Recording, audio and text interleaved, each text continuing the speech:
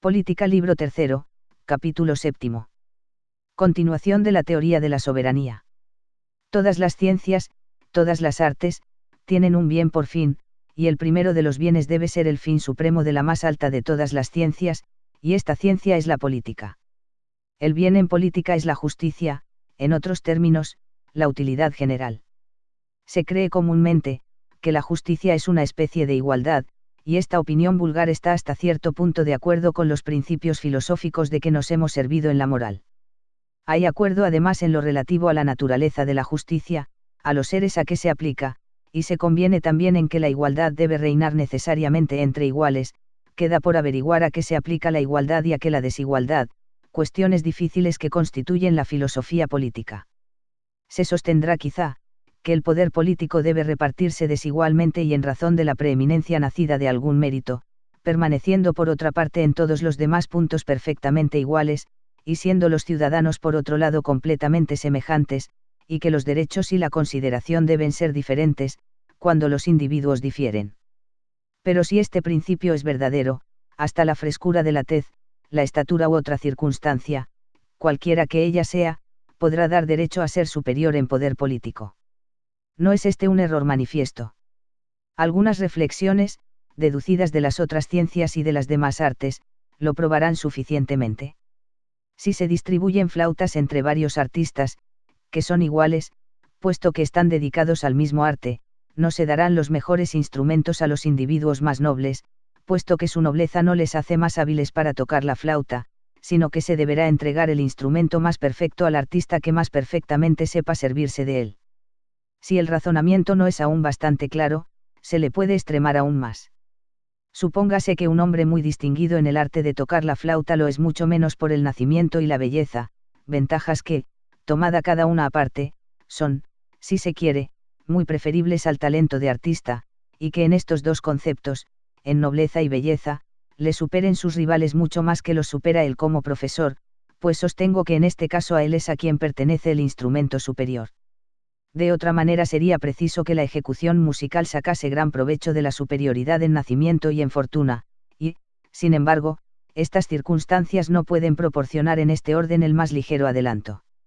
Ateniéndonos a este falso razonamiento, resultaría que una ventaja cualquiera podría ser comparada con otra, y porque la talla de tal hombre excediese la de otro, se seguiría como regla general que la talla podría ser puesta en parangón con la fortuna y con la libertad.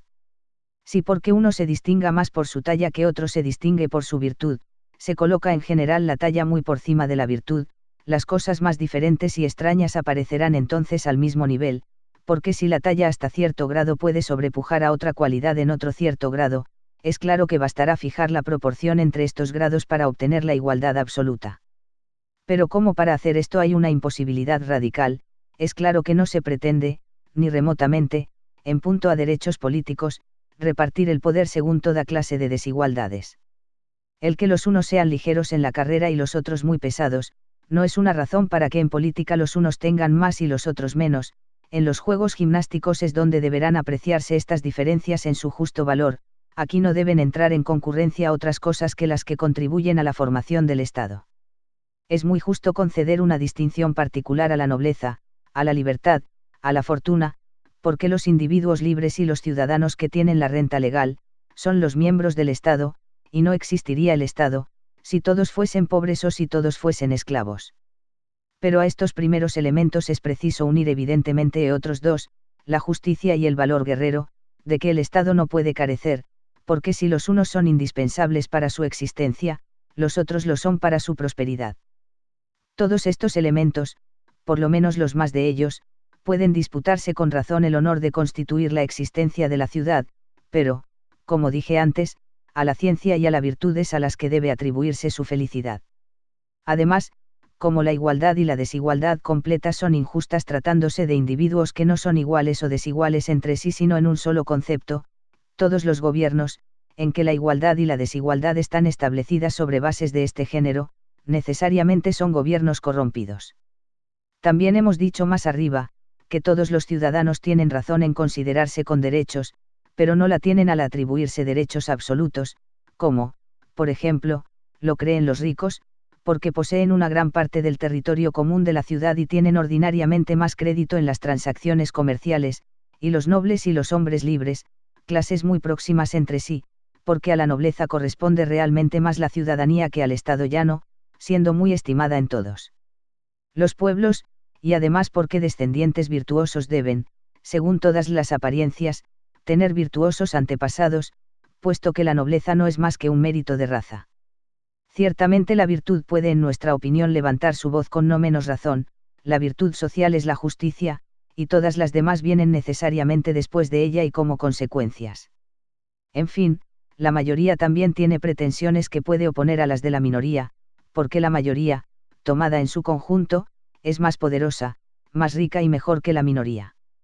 Supongamos por tanto reunidos en un solo estado, de un lado, individuos distinguidos, nobles y ricos, y de otro, una multitud a la que puede concederse derechos políticos. Podrá decirse sin vacilar a quién debe pertenecer la soberanía, o será posible que aún haya duda.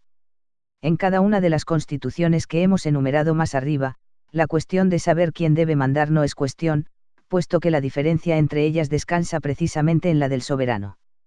En unos puntos la soberanía pertenece a los ricos, en otros a los ciudadanos distinguidos, y c. Veamos ahora lo que debe hacerse cuando todas estas diversas condiciones se encuentran simultáneamente en la ciudad. Suponiendo que la minoría de los hombres de bien sea extremadamente débil, ¿cómo podrá constituirse el Estado respecto a estos? Se mirará, sí, débil y todo como es, podrá bastar sin embargo para gobernar el Estado, y aun para formar por sí sola una ciudad completa. Pero entonces ocurre una objeción, que igualmente puede hacerse a todos los que aspiran al poder político, y que al parecer echa por tierra todas las razones de los que reclaman la autoridad como un derecho debido a su fortuna, así como las de los que la reclaman como un derecho debido a su nacimiento. Adoptando el principio que todos estos alegan en su favor, la pretendida soberanía debería evidentemente residir en el individuo que por sí solo fuese más rico que todos los demás juntos. Y asimismo el más noble por su nacimiento querría sobreponerse a todos los que solo tienen en su apoyo la cualidad de hombres libres. La misma objeción se hace contra la aristocracia que se funda en la virtud, porque si tal ciudadano es superior en virtud a todos los miembros del gobierno, muy apreciables por otra parte, el mismo principio obligaría a conferirle la soberanía. También cabe la misma objeción contra la soberanía de la multitud, fundada en la superioridad de su fuerza relativamente a la minoría, porque si por casualidad un individuo o algunos individuos, aunque menos numerosos que la mayoría, son más fuertes que ella, le pertenecería la soberanía antes que a la multitud. Todo esto parece demostrar claramente que no hay completa justicia en ninguna de las prerrogativas, a cuya sombra reclama cada cual el poder para sí y la servidumbre para los demás. A las pretensiones de los que reivindican la autoridad fundándose en su mérito o en su fortuna, la multitud podría oponer excelentes razones. Es posible, en efecto, que sea esta más rica y más virtuosa que la minoría, no individualmente, pero sí en masa. Esto mismo responde a una objeción que se aduce y se repite con frecuencia como muy grave. Se pregunta, si en el caso que hemos supuesto, el legislador, que quiere dictar leyes perfectamente justas, debe tener en cuenta, al hacerlo, el interés de la multitud o el de los ciudadanos distinguidos.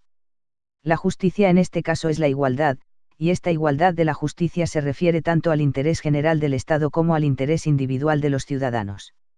Ahora bien, el ciudadano en general es el individuo que tiene participación en la autoridad y en la obediencia pública, siendo por otra parte la condición del ciudadano variable según la Constitución, y en la República perfecta es el individuo que puede y quiere libremente obedecer y gobernar sucesivamente de conformidad con los preceptos de la virtud.